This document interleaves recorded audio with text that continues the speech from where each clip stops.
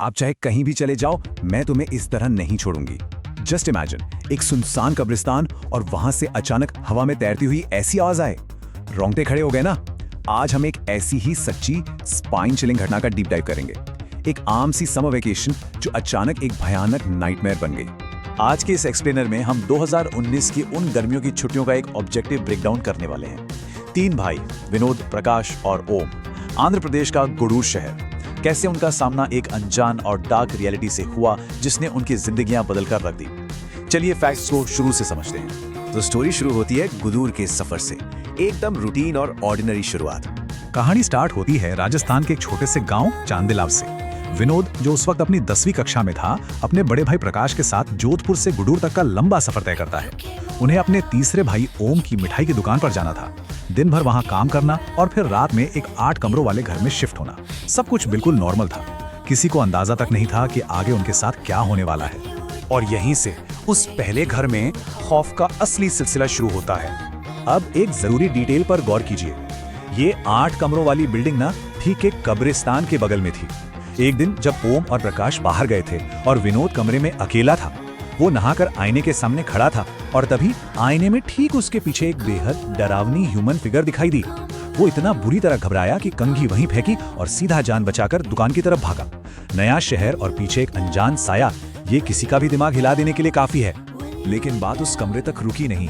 छत पर जो हो रहा था वो और भी अजीब था।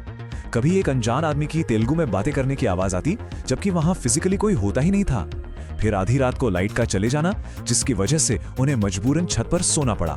और सबसे डरावना पल वो था जब कब्रिस्तान की तरफ से चमगादड़ों के एक झुंड ने उन पर अचानक हमला कर दिया, बिना किसी वजह के। खैर, उन सब इंसिडेंट से भी ज्यादा डरावना इस बाथरूम का वाकया था। एक बाथरूम जो अंदर से लॉक था, उसके अंदर से अचानक एक अजीब सी तेलुगु आवाज आने लगी। ओम डरते हुए जैसे ही वहां अप्रोच किया, दरवाजा झटके से अपने आप खुल गया।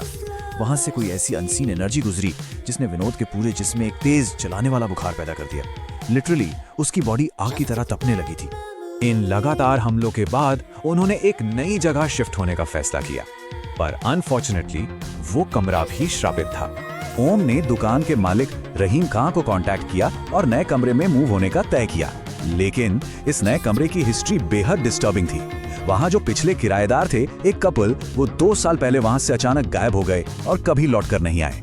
सबसे बड़ा रेड फ्लैग ये था कि उनका सारा का सारा सामान आज भी उसी कमरे में छूटा हुआ था। एक खामोश आगाही जो इन भाइयों ने मिस कर दी।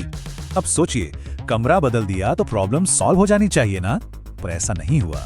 जब प्रकाश अपना पुराना कमरा खाली करने वहां अकेला गया तो उसने सीधे कब्रिस्तान की तरफ से वही शब्द सुने, आप चाहे कहीं भी चले जाओ, मैं तुम्हें इस तरह नहीं छोड़ूंगी। ये सुनने के बाद वहां एक सेकंड रुकना भी किसी के लिए नामुमकिन था। जगह तो बदल गई, पर आत्माओं का साया नहीं। हॉन्टिंग का लेवल अब और भी बढ़ गया। बीच में ओम को किसी काम से कुछ दिनों के लिए अपने गांव जाना पड़ा और उसके जाते ही सिचुएशन खौफनाक हो गई। विनोद को वही तेलुगु बोलने वाला आदमी पुरानी छत से डायरेक्ट घूरता हुआ दिखता था और रात के वक्त जब दोनों नए घर की तरफ आते तो एक औरत बिखरे हुए बाल और सिर नीचे किए उनका रास्ता ब्लॉक करके खड़ी मिलती। डर के मारे उन्हें रात को पड़ोस के बेकरी वाले के पास जाकर छुपना पड़ता था। एक दिन बेकरी से वापस आने के बाद पूरे एग्जॉस्शन और डर के मारे दोनों भाई बिना खाना खाए सो गए। और पता है क्या, वो लगातार 15 घंटे तक सोते रहे। ये कोई नॉर्मल नींद नहीं थी। गांव में फैमिली परेशान थी, लगातार फोन बज रहा था, पर इनमें से किसी को होश ही नहीं था कि आसपास हो क्या रहा है। इसके बाद जो हुआ उसने तो उन्हें साइकोलॉजिकली तोड़ कर रख दिया। एक ही सड़क थी, पर दोनों का व्यू बिल्कुल अलग।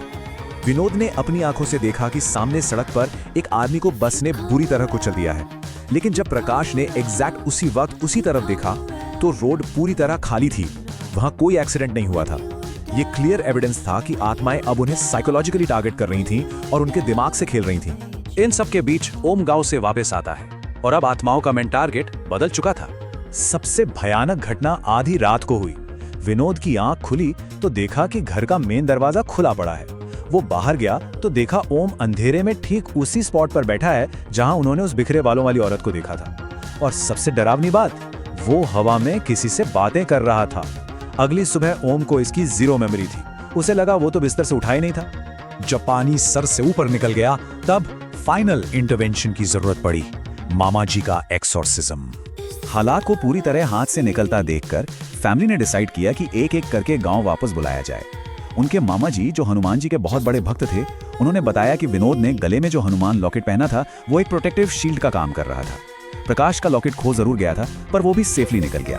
लेकिन पीछे छूट गया ओम, जिसकी कंडीशन इतनी ज्यादा खराब हो गई कि उसे लिटरली खून की उल्टियां होने लगी।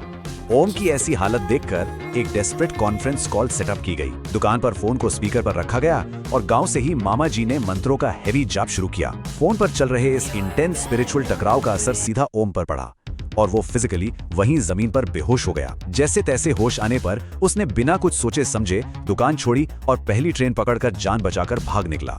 बाद में मामा जी ने एक ऐसा सच बताया जिसने सबके होश उड़ा दिए। इन भाइयों के पीछे एक या दो नहीं बल्कि 4 अलग-अलग आत्माएं पड़ी थीं। पहली आत्मा उस कब्रिस्तान की थी, दूसरी उस पुरानी बिल्डिंग की, और वो आदमी जिसका एक्सीडेंट विनोद ने देखा था, और वो औरत जिसने सुसाइड किया था, ये वही पिछले किराएदार थे जिनका सामान उस नए कमरे में रखा था।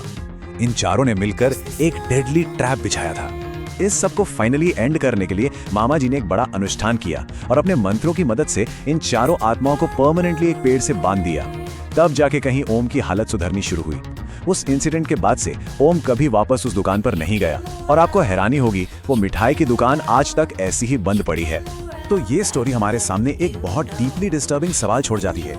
एक बिल्कुल साधारण सा समझौब 4 आत्माओं के एक भयानक ट्रैप में कैसे बदल सकता है। सोचकर देखिए, हमारी आम रोजमर्रा की जिंदगी के पीछे कौन सी अनसुलझी अलौकिक ताकतें छुपी हो सकती हैं, ये कोई नहीं जानता। आज का ये विश्लेषण यही खत्म होता है, पर एक बात याद रखिए, हर आम से दिखने वाली चीज वैसी बिल्कुल नहीं होती।